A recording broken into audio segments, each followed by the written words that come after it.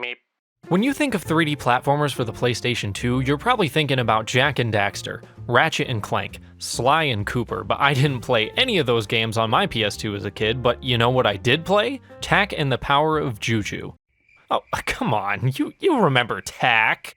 He's America's third favorite jungle boy. I sort of had a knack as a kid for just managing to somehow completely ignore the PS2's defining games in favor of random bullshit. Like, why play Jak and Daxter and Kingdom Hearts when I could play Harry Potter and the Chamber of Secrets and Tak and the Power of Juju? This game was a bit of an oddity, developed by Avalanche Software, the studio that's actually now working on Hogwarts Legacy. Two of my childhood PS2 games are colliding, how about that? It's clear that Avalanche Software were really passionate about making Tak. A lot of love and hard work went into this game. It was the first game produced by Nickelodeon that was not based on one of their wildly successful cartoons, which was a huge risk at the time, and thankfully for everybody, it paid off in spades, spawning 2 sequels, one of which I remember fondly and the other I never played, as well as a cartoon series, which sucked. But if the first few games were so successful, then why did everybody forget about Tak and the Power of Juju? Well, obviously not everybody forgot, because I'm making a video about it, because no matter what I do, Tak and the Power of Juju will not leave my brain. I have a lot of fond memories of this game, and I obviously still think about it from time to time, but every time I mention it to somebody, I get one of 2 responses. I either get, I've heard the name, but I never played it, or what the f are you talking about?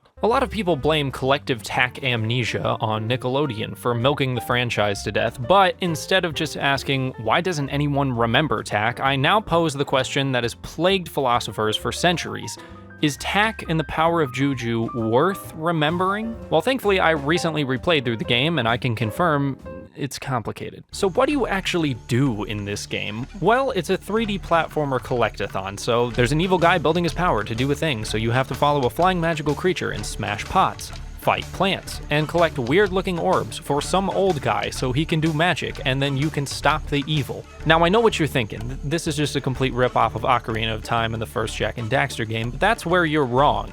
It's actually a rip-off of Tony Hawk's Pro Skater and Dance Dance Revolution. Yeah, it's pretty clear if you play this game for more than 5 minutes, it's simply an amalgam of every successful formula at the time. Like I said, this game was a risk for Nickelodeon, so it's reasonable to assume that Avalanche was just told to play it safe in the gameplay department. I feel like the phrase that best describes this game is more than the sum of its parts. The strengths of this game mostly lies in the world building. The art direction is absolutely stunning. I know that it doesn't look like much on this rough footage coming straight out of my PS2, but play this on an emulator with some decent upscaling and anti-aliasing, and I promise you will see what I'm talking about. The environments are lush and detailed. Every location that you visit manages to feel wholly unique and yet also completely interconnected with every other place that you visited. And beyond just the art direction, the actual level design is superbly done as well. There's always a clear path to where you want to end up, but the developers do a great job at making you utilize every possible game mechanic to get there. Take this section of the hub world, for example. To even progress in the game, you have to heed this warning about as much as a Cincinnati zookeeper would, and shoot the monkey with an acorn at a far enough distance away that he will break open the rhino cage, and then you have to beat the newly freed rhino with a club to make him smash through barricades and reveal a whole new section of the hub world that you couldn't access previously. Now that I think about it, most of the game's mechanics center around abusing the various wildlife in each environment, and that even extends to the tiniest of details, like the fact that you can throw an exploding coconut at the orangutan and make all of its fur come off. Damn, boy, he's thick, boy!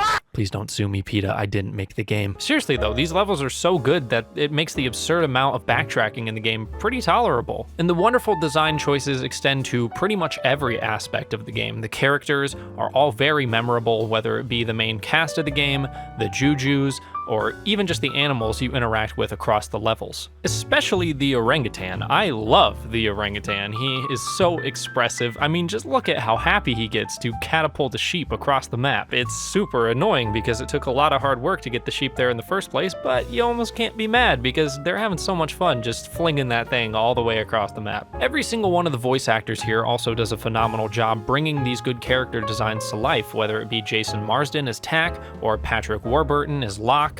That's Locke. See, he's wearing Locke's amulet. Talaylock must have changed him into a sheep.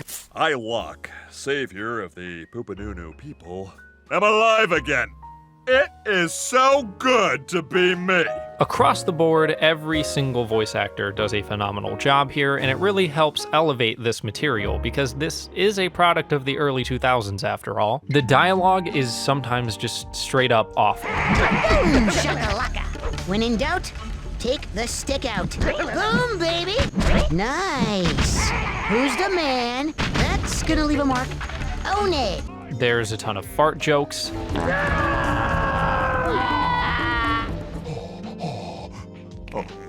Oh no. And the story itself is pretty bare bones, but it does its job. And the cutscenes actually still look pretty good, even though they all take place in one location. Again, the art direction is largely to thank for that. And there are a couple of jokes here and there that actually do hold up pretty well, like the fourth wall breaking intro. And what is this magic box you watch me on? It is clearly the most important thing in your hut. Or the cage Juju, one of my favorite characters in the entire game.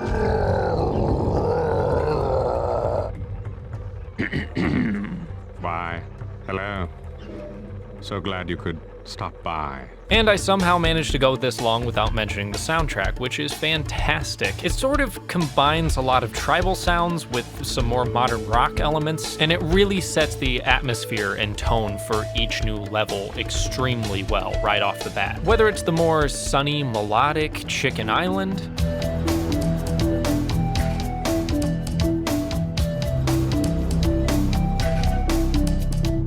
or the very terrifying sounding Mummy Tombs,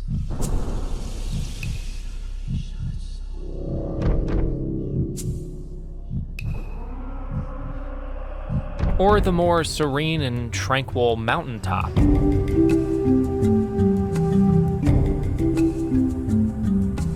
Each of them is memorable and really sets the stage for each level, and I just appreciate the soundtrack so much. If you get nothing else out of this video, go listen to the soundtrack.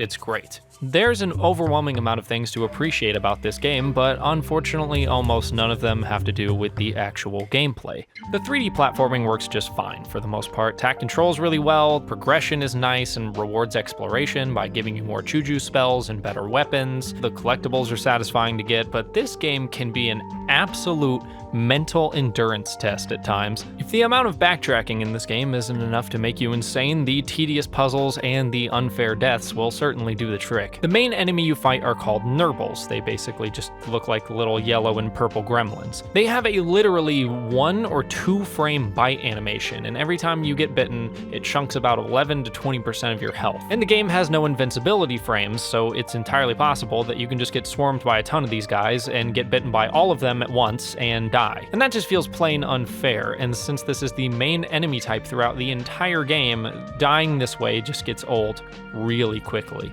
My best piece of advice when facing a crowd of these guys is just to swing away and hope for the best. And then you have all of the tedious tasks to accomplish, like safely navigating Locke's spirit balloon through a maze of spiked walls, or the level at the mummy tombs where you wake up a mummy from the dead and you have to guide them through a maze and constantly prevent them from killing themselves, all just to get to their final resting place.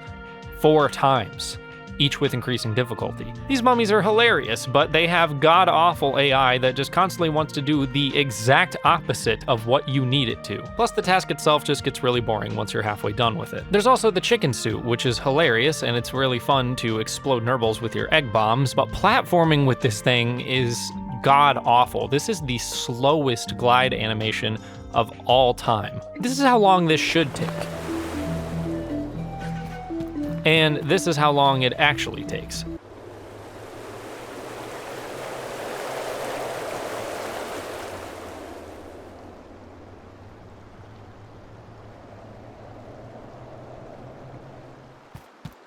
Speaking of chickens, the Chicken Temple. This level is an absolute nightmare. Let me just set this up for you. Your entire goal is to get this egg to this fryer. However, you can't grab onto any ledges or take too big of a fall or the egg will break, so your platforming has to be pretty precise in order to get the egg there safely. Fair enough. There are also guards blocking every entrance and exit between you and the fryer, and these guards are insanely fast and will basically instantly kill you, so you have to time your path so that you're running past them when they're not looking, like a stealth mission basically. Okay, raising the stakes, I see it. But also the entire map is littered with chickens who are very protective over the eggs, so once you pick up the egg, all the chickens on the map will begin aggressively aggressively chasing you, and if you get hit even once by one of them, you drop the egg and have to start over. Okay, that's really annoying, but I can work with it. But there's also barriers blocking the easiest paths to the fryer, so you have to grab an explosive egg, which the chickens are also aggressively protective over, and take them one by one to different parts of the map and clear the path to make it easier for yourself. Or you can just do what I did and say, "F that," and just do it the hard way. But wait, there are also buttons that open doors, so you have to use the chickens to your advantage by shooting them with the blowgun so that they run towards you, and lure them to the button so the door will stay open, except the stupid fucking chickens constantly fuck up their pathing, so you have to juggle them in the air and launch them in the direction that you want them to go while avoiding the guards, and then they finally sit on the button. But wait,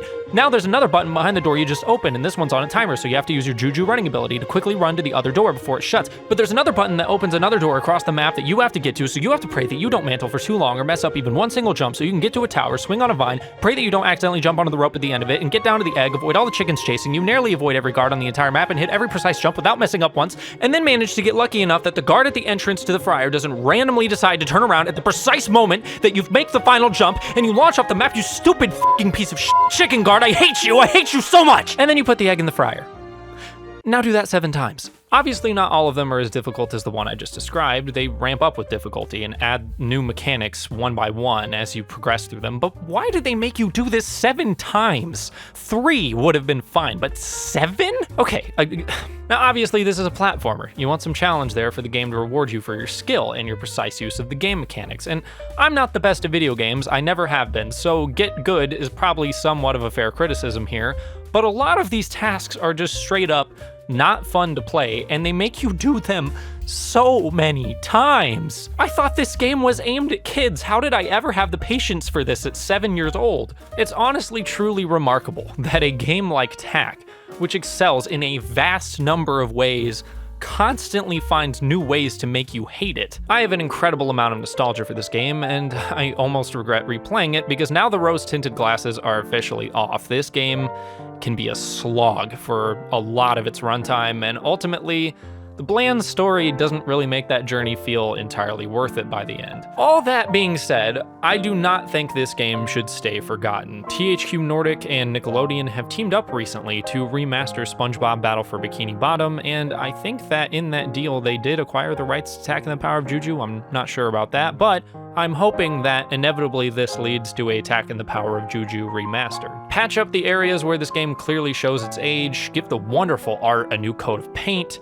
and get rid of some of that really tedious, annoying stuff, and you've got yourself a really charming 3D platformer that is absolutely worth playing. But as it stands, if you want to play a game where you grab orbs for an old guy and stop the forces of evil, play Jak and Daxter. I also recently replayed through that game, collecting all 101 power cells, which had its own set of frustrations, but I think that game has aged far more gracefully and is a lot more fun to play. If you played that game to death and want a similar experience that you may or may not have heard of before, give Tak a try. The lush worlds, the fun levels, the wonderful characters, they really go a long way and are almost enough to make me recommend it. I'm probably going to revisit Tak 2 The Staff of Dreams soon, and hopefully that one is as fun to play as I remember it. Who knows? But for now, that's going to be it. Thanks again for watching, and meeptop out.